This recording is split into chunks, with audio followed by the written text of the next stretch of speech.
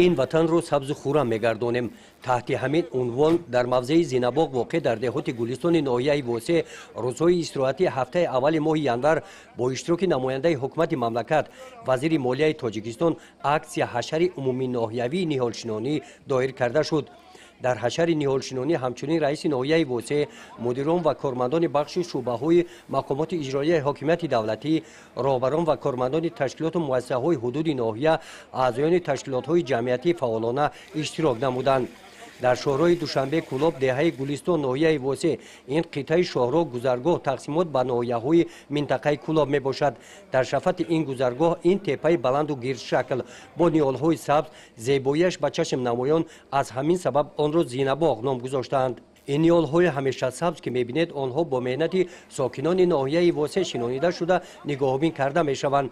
در این حشر با مقصد باز هم زیبا و دیدنی گردانیدن محیط طبیعت این موضع در جای‌های خالگی زینباغ باز نیال‌های تازه آورده شنانیدند. زینباغ هموار نیست، از همین سبب تپه برای شنانیدن نیال‌ها از بالا به پایین به زینه‌ها تقسیم کرده شده است. خاک اینجا سفید خاک است، لیکن برای بلند شدن غذای آن حشرچیان به خاک پاروهای محلی همراه کردند. در این بلندی برای شنانیدن نیال آب هم تامین نمودند. در اکسیه مذکور رفت شنانیدن نیال‌ها را متخصصان نظارت بردند.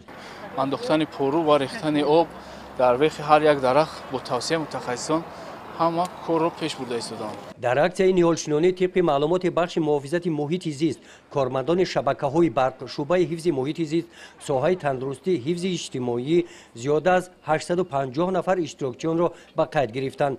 قسم زیادی حشرچیان جوانان بودند، نفران هم بودند که در چنین چاره‌بینی‌های جمعیتی مراتبه اول اشتراک کرده از شنانیدن نیال خیلی شاد شدند. من در همین حشر دستجامونه اومدم، دو درختی ارچن شناندیم. در همین جا ما می‌خواهیم که تاجیکستان خود را آباد کنیم و سهم خود را در اینجا بگذاریم.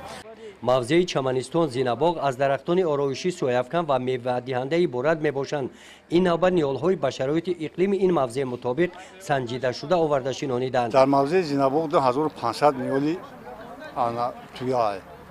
خیلی درخت‌های با خوردنیش هم بسیاره، لیکن خیلی اوش حساب نمی‌کنیم.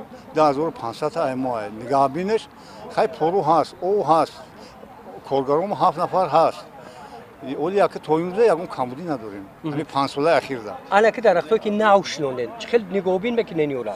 اوزی پرو ریختیم در پایینش، او خاطرشون دیدیم. با بعدی چنشید، با پرو ایسر میگردیم، تورش میریزیم، با او میتیم. لکن نگاه بین میکنیم که همین چی سوش. موضع زینباغ با طبیعت و موقع جایگیرشویش جای استراحت و سیاحت می باشد. از این بلندی تمام منظره های شهر و ناحیه های منطقه کلاب به چشم نمایان است. گزارش خواجه نظریف خدای نظر ظهوروف از ناحیه واسه برای برنامه اطلاعاتی نوید.